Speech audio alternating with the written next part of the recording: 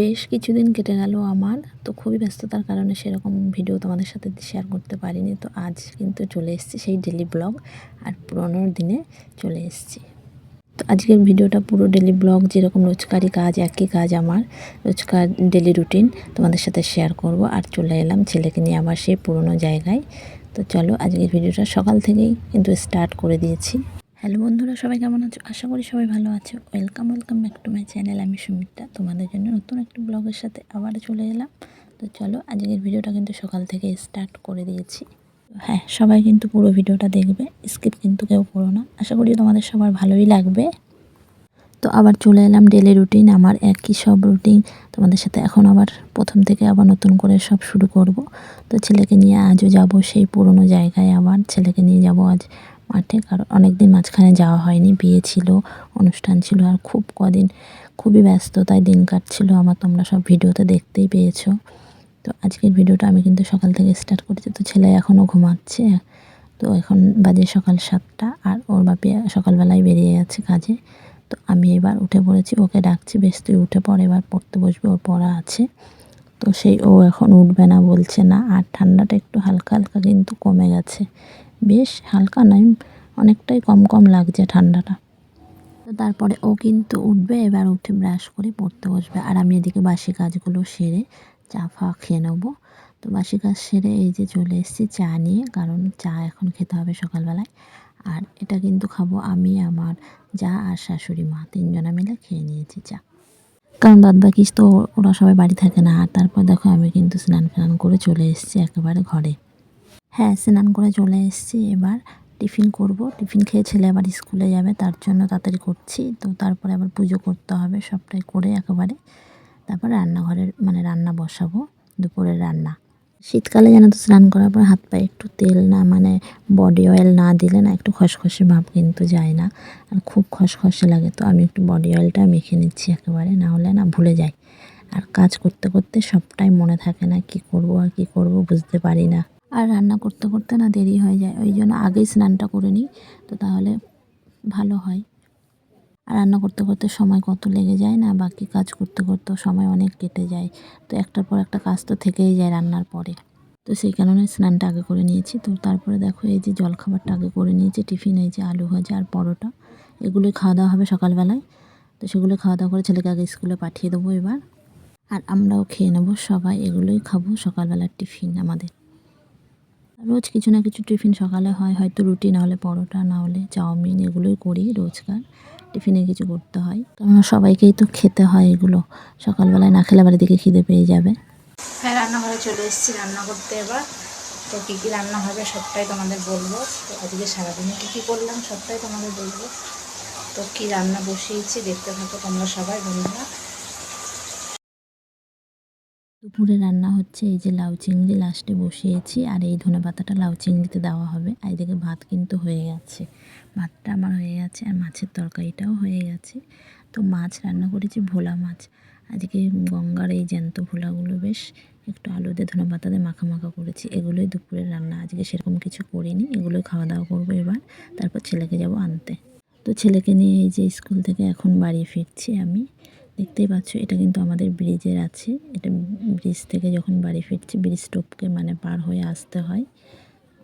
তো অনেক টাইম আবার এগিয়ে যাচ্ছে। তো আর তারপর আমি একেবারে রেডি হয়েই আছি, ওকে নিয়ে আবার বেরিয়ে যাব খেলার মাঠে, ছেলেকে নিয়ে যাব। তো অনেক দিন কিন্তু যাওয়া হয় না, সেখানেই আজ যাব। মাঝখানেও কিছুদিন বেশ যাইনি, বেশ কিছুদিন ধরে বেশ বন্ধ দিয়ে দিয়েছিলাম যাওয়াটা, কাজে এত প্রেশার ছিল, বাড়ির চাপে, অনুষ্ঠানে। তো এই যে রেডি হয়ে দেখো বেরিয়ে পড়েছি, আমি তো রেডিই ছিলাম, বাস চাদরটা নিয়ে নিয়েছি গায়ের ওপরে। হ্যাঁ, আমরা কিন্তু তারপরে দেখো এবার টোটো অটো ধরবো, টোটো নয়, মাঝে মধ্যে টোটো করেও যাওয়া হয়। তো আজকে অটো করে চলে এসেছি, এই যে দেখতে পাচ্ছ পুরো আমাদের ছেলের খেলার যেখানে প্র্যাকটিস হয় সেখানে চলে এসেছি। তো এটা হচ্ছে ডুমুরডুয়া মাঠ, আমাদের একটা স্টেশন আমাদের বাড়ি থেকে। তো সেখানে চলে এসেছি। তো এখানে এখনও সবাই এসে পৌঁছাতে পারেনি, কিছু সবাই এসে গেছে বাচ্চারা।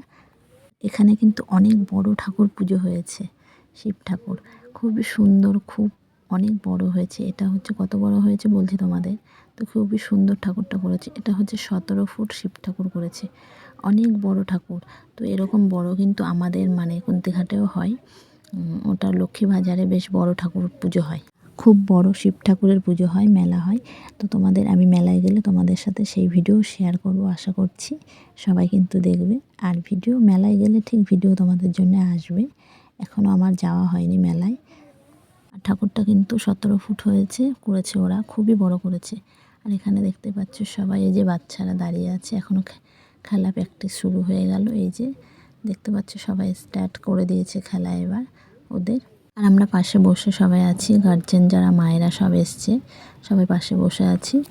ওদের থেকে অনেকটাই দূরে আমরা আছি, আর মাঠটা খুব বড়। তো এখানে ওদের খেলা কিন্তু শুরু হয়ে গেছে। তো এবার ওরা প্রথমে দেখছি রান করবে, কপাক দিয়ে দেবে মাঠটাকে, বেশ ঘুরবে দৌড়ে দৌড়ে বেশ এসে, তারপরে বাদবাকি যে ব্যায়ামগুলো আছে সেগুলোই সবাই করবে। তো তোমরা দেখতেই পাচ্ছ কি সুন্দর করছে, দেখতে পাচ্ছ তোমাদের যারা যারা এখন দেখোনি আমাদের এই প্র্যাকটিস, কিন্তু আমার আগের পুরনো ব্লগে দেখতে পাবে সবাই। সবাই একটু গিয়ে দেখে আসতে পারো। তো আমার কিছু দিনের আগের ব্লগেও আছে এরকম ভিডিও তোমাদের সাথে শেয়ার করা। তো মাঠে কিন্তু এখনও রোদ্দুর আছে। তো খেলা হতে হতে প্রায় সন্ধ্যা হয়ে যায়। তো আমাদের প্র্যাকটিস ছেলের কিন্তু শেষ হয়ে গেছে, এখন আমরা বাড়ি ফিরছি। আবারও সেই অটো ধরে এবার বাড়ি ফিরব। আর সন্ধ্যা প্রায় হয়ে এসছে, দেখতেই পাচ্ছ তোমরা, ভিডিও দেখলেই বুঝতে পারবে একটু সন্ধ্যা সন্ধ্যা হয়ে এসছে। তো তারপরে কিন্তু আমরা বাড়ি চলে এসেছি, এদিকে রাত হয়ে গেছে আমাদের। তো বাড়ি এসে হাত পা ধুয়ে এই যে ফ্রেশ হয়ে ছেলেও দেখো পড়তে বসে গেছে, খাওয়া দাওয়া করলো, কিছু টিফিন খাইয়ে দিলাম ওকে। আর এখানে তারপরে ও পড়তে বসে পড়েছে, আর আমিও বসে আছি। আর আমারও একটু খিদে পেয়ে গেছে, তো আমি বললাম তাহলে একটু মুড়ি নিয়ে আসি, দুজনে মিলে খেয়ে নেবো। ও পড়তে থাকবে, আমি বলছি তাহলে একটু অনেকদিন মুড়ি খাই না, তো চানাচুর মুড়ি নিয়ে আসি, খুব খিদে পেয়ে গেছে। তো তারপরে ওকে বললাম তুই খাতাটা বার করে পড়াগুলো করতে থাক, আমি একটু মুড়ি নিয়ে আসি, দিয়ে দুজনে মিলে তারপরে এই যে মুড়ি খেয়ে নেবো এখন। আর সেরকম একটা মুড়ি আমি কিন্তু খাই না, তো আজ একটু মুড়ি খাবো, কারণ খুব খিদে পেয়ে গেছে। এই চানাচুর দিয়ে একটু দেখতে পাচ্ছ এই যে হালকা করে, তেলও দেওয়া হয়নি, তেল দিই না বেশি একটা, আমি মুড়ি দিয়ে তেল খাই না। এই যে মুড়ি নিয়ে চলে এসেছি।